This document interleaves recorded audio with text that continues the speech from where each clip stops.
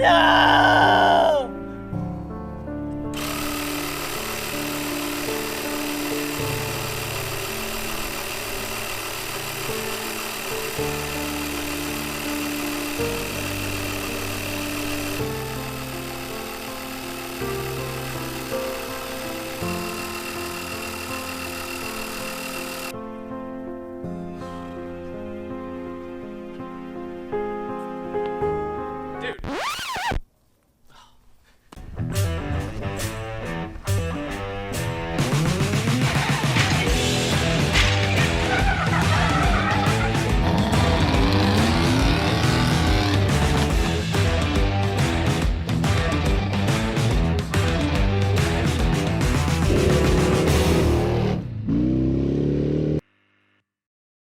A situation like you just saw is one reason why having an air source is so important.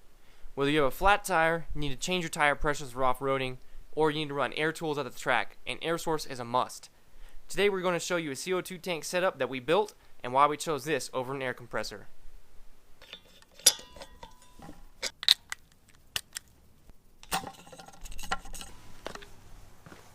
Alright, so now we're going to test out the bottle. We're going to see how long it takes us to fill up this 33, 12, 50, 15. And we got a stopwatch ready to go. And let's see how long it takes. Alright.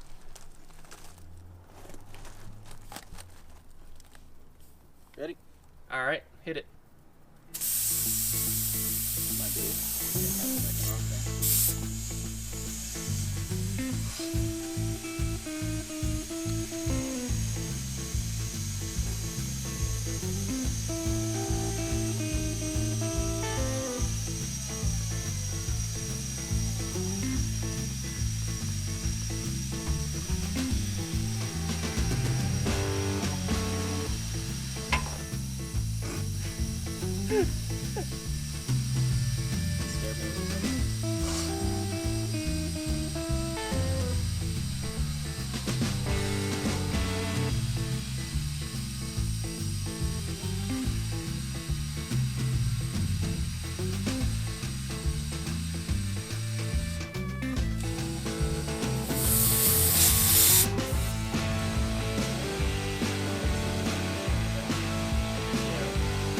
What's it at?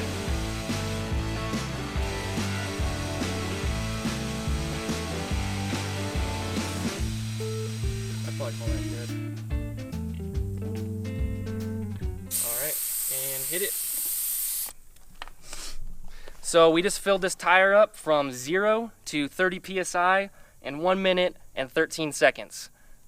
I've yet to see an air compressor on anyone's vehicle that could keep up with that at all. So that's pretty awesome.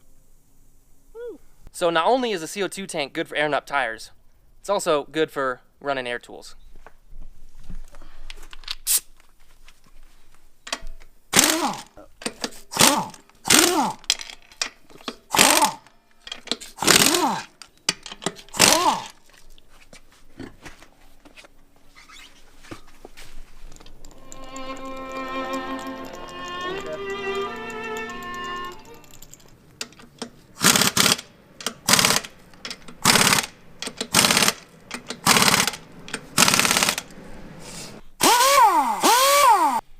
So now we're gonna talk about all of the different components that you're going to need to get one of these setups going for you.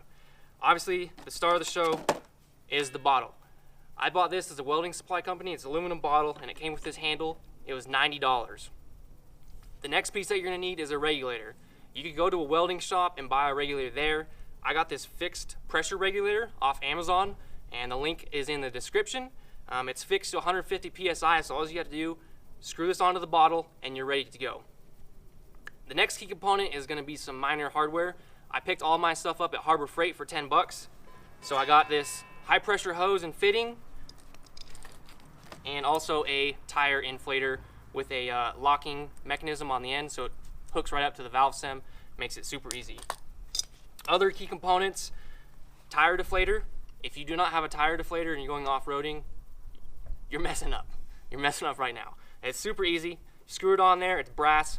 Remove the valve core without it flying out, and then you deflate it however much you need. This is awesome. I always carry a backup tire pressure gauge. I don't trust my setup too much from Harbor Freight. You get what you pay for sometimes, so always carry a backup.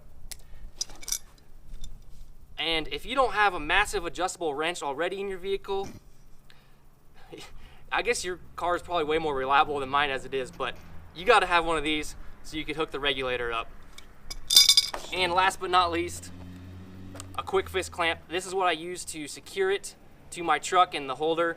It's a rubber clamp. It's 10 bucks. I got this one at Sportsman's Warehouse.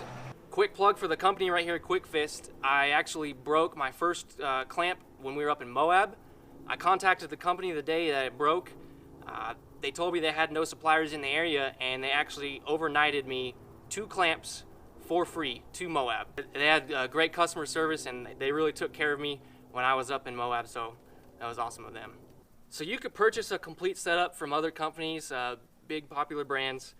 They're gonna run you anywhere from $250 up to $600 for a setup from them. Myself, I have right around 150 bucks into the entire setup, and it works exactly the same. Pros and cons of using a CO2 tank setup instead of a onboard air compressor. So the first pro for me is going to be portability. I could pull this thing off my truck. I could go to someone else's vehicle and use it. I could use it around my house or in the garage. So that fact for me is pretty awesome. Being able to, you could seat a bead on a tire. As you saw, we could run power tools. Also, the speed of how fast you're going to air back up is amazing. With that aspect, con, it's fast. Your friends are going to want to use it because their air compressors are going to be chugging along. I'll have all 4 filled up before they have 1 filled up. To me, that's a con because they're going to use it.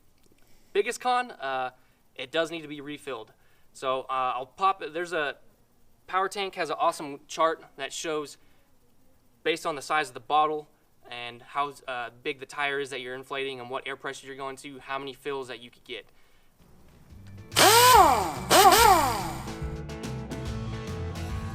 Thanks for watching the Reckless Wrench Garage. Stay tuned for more builds, project updates, product reviews, and shenanigans. Feel free to like, comment, and subscribe. Follow us on Instagram at RecklessWrenchGarage.